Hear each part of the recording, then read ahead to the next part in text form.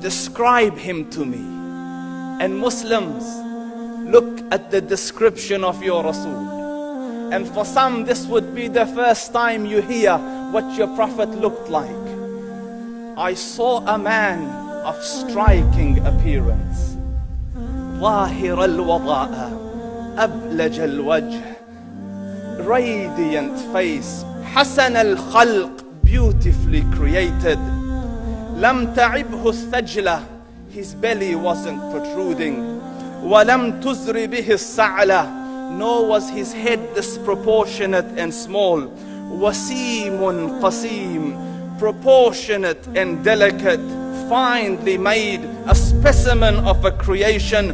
في عينيه دعج, in his eyes there was a contrast. The dark was immensely dark, the white was excessively white. وفي أشفاره وطف, and his eyelashes were long. وفي صوته صهل, and in his voice was a natural echo. وفي عنقه سطع, and his neck was elegantly long. وفي لحيته كثاثة, his beard was full and thick. أزج أقرن, his eyebrows were arched, but they were not joined. It was separated. In summit فعليه الوقار, when he was silent, dignity covered him. وإن تكلم سماه وعلاه البهاء, and when he spoke it was audible and clear, almost commanding and overtaking. أجمل الناس وأبهاهم من بعيد, from afar the most striking and outstanding in appearance. وأحسنهم وأجملهم من قريب, and when he came near, the best of them and the most handsome of them in closeness. حلو المنطق, such an exalted and sweet level of logic. Like when he used to speak, it was so coherently logical, it was smooth and easy to understand.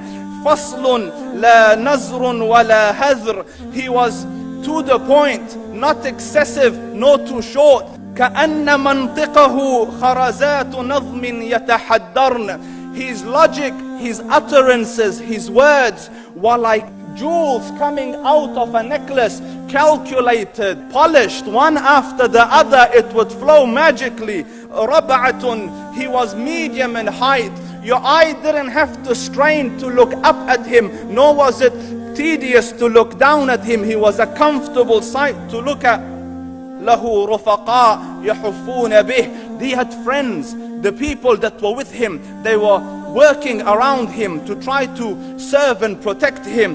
إن قال سمعوا لقوله, when he used to say something, they used to hearken to what he used to say. وإن أمر تبادروا إلى أمره, when he commanded, they used to compete to fulfill the command. This is Muhammad Rasulullah. This is Muhammad Rasulullah. Anas ibn Malik says, he says, I came out one night, it was the full moon night.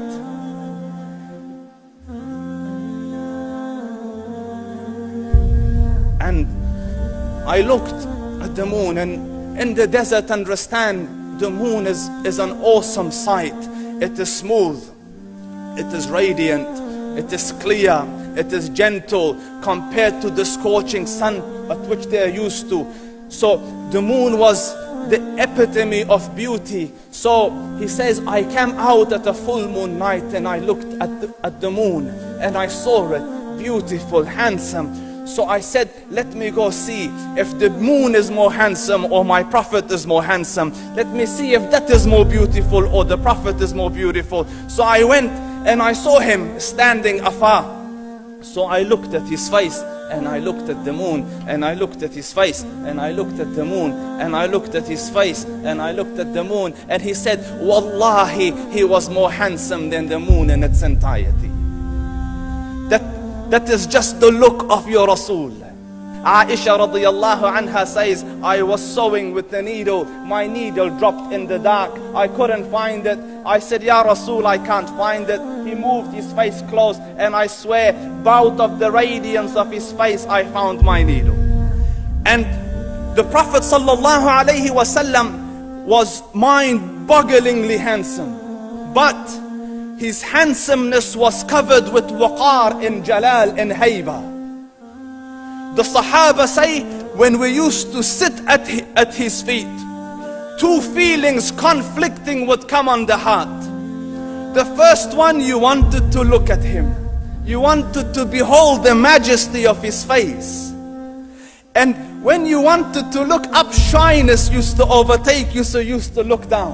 Amr ibn al-As says, I sat with him many times, but if you ask me to describe his face, I can't describe it.